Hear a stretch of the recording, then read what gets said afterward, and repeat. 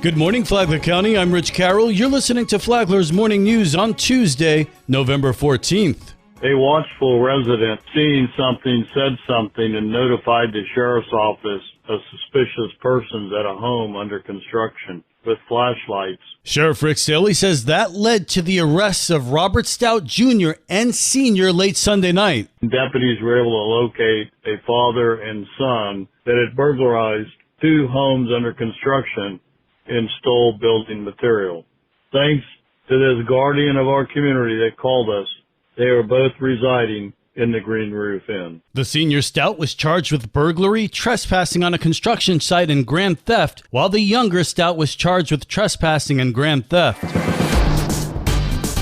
This local news is a service of Flagler County's Toyota dealer, Beaver Toyota, US 1 St. Augustine, here to wow you.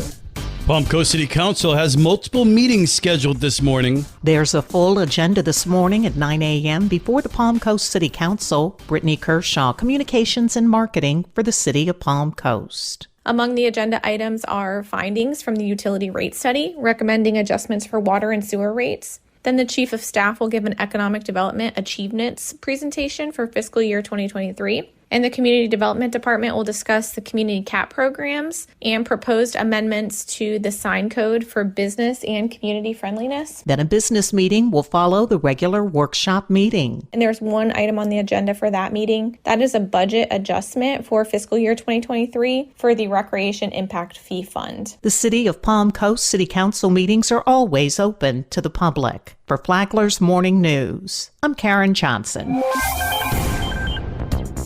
Everyone should be celebrating in this region, and I think that's something really important for all the kids to know, because in this era where they're bombarded with negative information that kids shouldn't have to deal with, there are good stories. I speak to these kids all the time, and the fear-mongering around the climate is devastating to them. Chris Fisher of O-Search says the waters off the East Coast are in great return to abundance. He spoke to Liz Ryan. O-Search is a nonprofit that connects fishermen with scientists to collect data and learn more about sea life.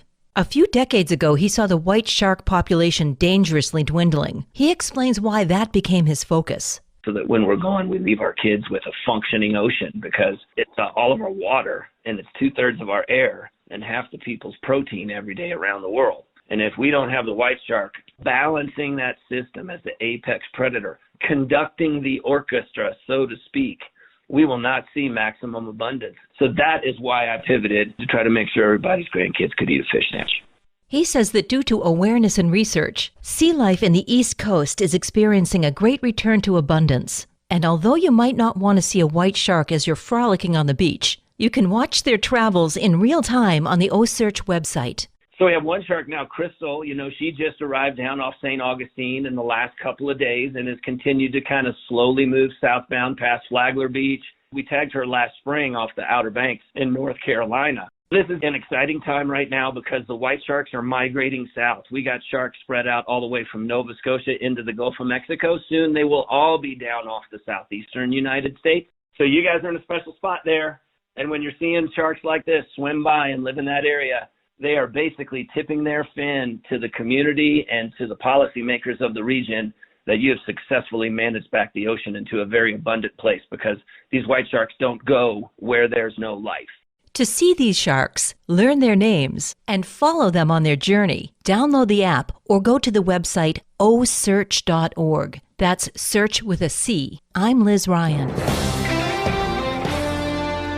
What is the history of the local Chamber of Commerce? Michael Shimento with the Palm Coast Flagler Regional Chamber of Commerce says it has not been a chamber for long. The chamber was started about 3 years ago. A group of business owners came together and realized that our community needed a new chamber. Shimento said that in those 3 years, they've gained more than 230 members. We're really focused on developing a culture and a fabric in our community of entrepreneurship. You can listen to Lifeline here on WNZF on Saturday mornings at 9 or on the Flagler radio app. Tomorrow, how Brian Sudrain started the Junior Chamber of Commerce. From the WNZF newsroom, I'm Deb Albertson. And now you're up to date on Flagler's Morning News. I'm Rich Carroll.